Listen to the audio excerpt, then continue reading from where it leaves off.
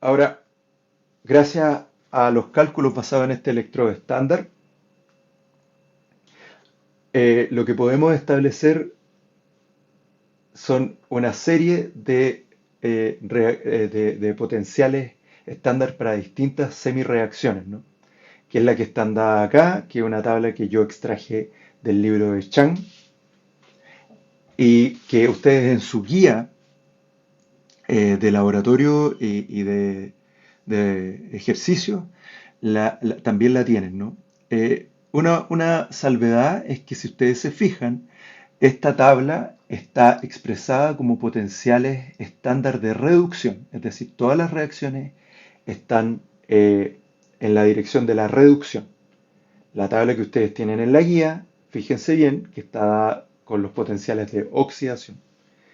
Dado que los potenciales de reducción o de oxidación o los potenciales redox son funciones de estado, recuerden ustedes nuevamente que la magnitud no cambia, solo hay que tener cuidado con el signo. Entonces, para leer esta tabla tiene ciertas consideraciones, ¿no? Y esta tabla, u ordenar esta tabla en términos de la magnitud, del tamaño del potencial, digamos, de reducción, nos va a permitir eventualmente determinar qué especie puede oxidar o reducir a otra.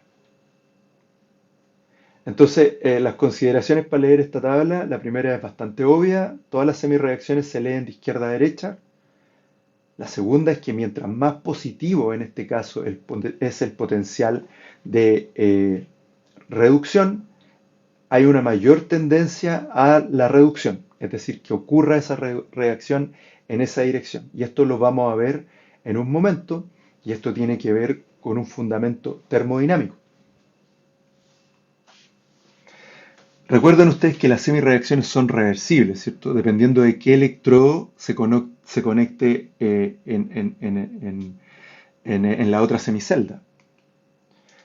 Y aquí viene algo interesante para determinar qué especie puede reducir a otra, que es la llamada regla de la diagonal, ¿no? Que en el fondo lo que nos permite es definir que cualquier especie que esté a la izquierda de una semireacción reaccionará espontáneamente con una que esté abajo y a la derecha.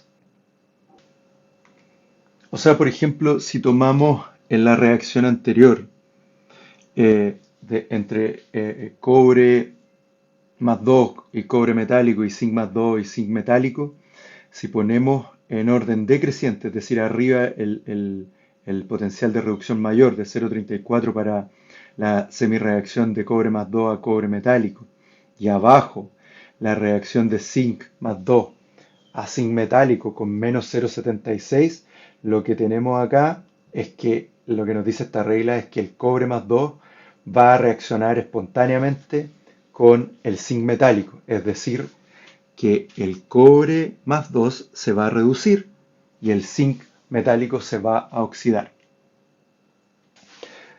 Otra consideración que hay que tener es que el tamaño del electrodo y el volumen de la solución no cambiarán el potencial redox. Y esto es importante porque esto nos dice de inmediato que esto es una propiedad intensiva, ¿no? E independiente de la masa. Y finalmente, lo que ya les había mencionado es que al invertir la semireacción solo cambiará el signo del potencial redox, no su magnitud. Aquí les dejo otra tabla con los potenciales estándar de reducción para diversas moléculas que son de interés bioquímico y que probablemente vamos a ocupar en futuros ejercicios. Entonces, usando la regla de la diagonal, ustedes en el siguiente ejercicio podrían calcular o determinar qué pila, es decir, qué eh, reacción neta favorable, de manera tal que podamos sacar energía eléctrica, podríamos construir a partir de las dos semireacciones denotadas acá, ¿no? Cadmio más 2 electrones, que nos llevan a cadmio 0, que tiene un potencial de reducción de menos 0,4 volt, y estaño más 2 electrones, estaño 0, con un potencial de reducción de menos 0,14 volts. Ahora, en relación a la termodinámica de las reacciones redox, eh, decíamos que en una celda galvánica nosotros convertíamos esta energía química de manera espontánea en energía eléctrica, ¿no? Y si ustedes recuerdan de sus cursos de física, en el fondo esto lo podemos manifestar de la siguiente manera. O sea, ustedes sabían que la fuerza para una partícula cargada está dada por la carga multiplicada por el potencial eléctrico. ¿Sí? Es decir, F igual Q por E. Entonces el trabajo nosotros lo podríamos eventualmente representar sabiendo que trabajo es fuerza por desplazamiento. Lo podríamos representar tomando esta misma expresión y reemplazándola acá como menos QE por desplazamiento. Esto significa que el movimiento de las cargas eventualmente va a generar un trabajo, ¿sí? Y eso lo que nos lleva es que eventualmente la energía eléctrica obviamente va a estar dada por la cantidad de cargas y necesariamente la cantidad del campo eléctrico. Ahora, la carga total va a estar determinada necesariamente por el número de electrones que se mueven entre las celdas, ¿sí? Y la mejor manera de expresar esta carga es en moles, ¿sí? Y aquí lo que me gustaría introducirle es el concepto de la constante de Faraday, que básicamente es la carga de un mol de electrones. Esto se le ocurrió a Michael Faraday, ¿cierto? Donde lo que él determinó fue que un mol de electrones, que en el fondo son 6,022 por 10 a la 23 electrones, lo multiplicó por la carga neta de un electrón, que es 1,602 por 10 a la menos 19 coulomb, y eso le dio un valor de aproximadamente 96.500 coulomb por mol de electrón, ¿sí?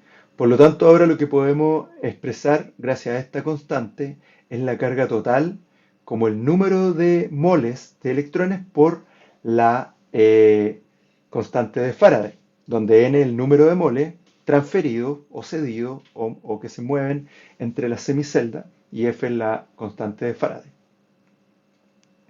Entonces decíamos que el trabajo en el fondo va a depender, en el caso de esta celda, va a depender de la carga que se mueve por el potencial, ¿sí? Y en este caso el delta G, entonces, vamos a decir que es el trabajo máximo que le podemos extraer o sacar de una pila. Entonces lo que podemos escribir es que en el fondo el delta G para una pila está dado por menos el número de moles de electrones o de cargas por la constante de Faraday por el potencial de celda, el potencial redox, es decir, la suma del potencial de oxidación más el potencial de reducción.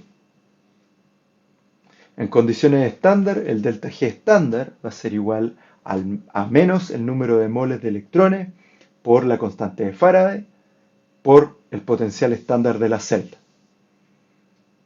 Y ahora, si ustedes se recuerdan, el delta G estándar es igual a menos RT por logaritmo natural de la constante de equilibrio, siendo R la constante de los gases, T la temperatura absoluta, es decir, en Kelvin. Entonces podemos establecer esta relación reemplazando y podemos definir eventualmente que el potencial estándar de celda es igual a la constante de los gases por la temperatura absoluta partida por el número de moles que se mueven en esta reacción por el número de Faraday multiplicado por el logaritmo natural de la constante de equilibrio de esta reacción. Esta expresión de inmediato ustedes se dan cuenta que refleja lo que habíamos comentado antes, ¿no? Que el potencial de celda depende de la temperatura y obviamente de la concentración de los iones.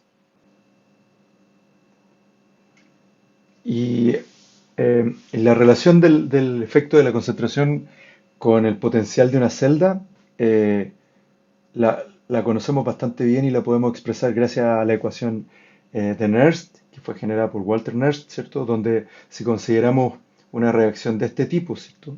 Equilibrada, balanceada estequiométricamente, y podemos definir que el delta G igual al delta G estándar, más la constante de los gases por la temperatura, por el logaritmo natural del cociente de reacción, y sabiendo que el delta G es igual a menos el número de electrones en juego por la constante de Faraday, por el potencial de celda, y que el potencial, que la energía libre de Gibbs estándar es igual a una expresión similar considerando el potencial estándar, podemos relacionar ambas ecuaciones en lo siguiente, ¿cierto? Ahora, si esto lo dividimos por menos el número de moles por la constante de Faraday, lo que tenemos es una simplificación de esta ecuación y nos da que el potencial para una celda es igual al potencial estándar menos la constante de los gases por la temperatura absoluta partido por el número de moles de electrón por la constante de Faraday multiplicado por el logaritmo natural del cociente de reacción. Entonces, esta ecuación lo que nos permite es calcular en el fondo el potencial de una celda en función de las concentraciones de reactante y producto, ¿sí? Y usando la celda de Daniel como ejemplo, eh, si nosotros tenemos esta reacción, en el fondo esta reacción puede ser expresada en función de la ecuación de Nernst de la siguiente manera, conociendo, como ustedes vieron anteriormente, el potencial de celda estándar, que es de 1.1 volt, menos RT por el número de electrones, que eran 2, por partido por la constante de Faraday, que da ese valor, por el logaritmo natural de la concentración de zinc más 2 partido por zinc más, de cobre más 2, perdón. Si ustedes se fijan y recuerdan de las clases de equilibrio químico, vimos que en el caso de los sólidos la actividad tiende a 1, por lo tanto no se consideran en las expresiones de equilibrio. Dado que el potencial de celda depende de la concentración de los iones que están en la semicelda, ahora podemos formar celdas basadas en la concentración de estos si separamos una misma reacción en dos semiceldas con distinta concentración de las soluciones que bañan a los electrodos. Así, por ejemplo, para una celda basada solo en el electrodo de zinc, podemos tener que la celda de oxidación va a estar basada en la reacción de oxidación de zinc sólido a zinc más 2 cuando está a una concentración de 0.1 molar. Y la celda de reducción conectada a esta primera semicelda va a estar dada por la reducción del zinc más 2 a una concentración de 1 molar a zinc metálico. De esta manera, el potencial de celda va a estar dada por la siguiente expresión, donde el cociente de reacción en el sentido favorable va a estar dado por la concentración de zinc diluida partido por la concentración de zinc más 2 concentrada. Y en este caso, con estas concentraciones dadas, lo que tenemos es que el potencial de celda es de 0,0296 volts. Estas celdas, llamadas también celdas de concentración, van a ser tremendamente importantes en la fisiología celular y en la fisiología sistémica, por cuanto en el fondo el potencial de membrana celular se basa en una celda de concentración mediada por las diferentes concentraciones de iones que se encuentran entre los espacios intracelular y extracelular. Acá les dejo una tabla con estas concentraciones en los distintos compartimentos y que espero que podamos discutir en nuestra próxima sesión de seminario.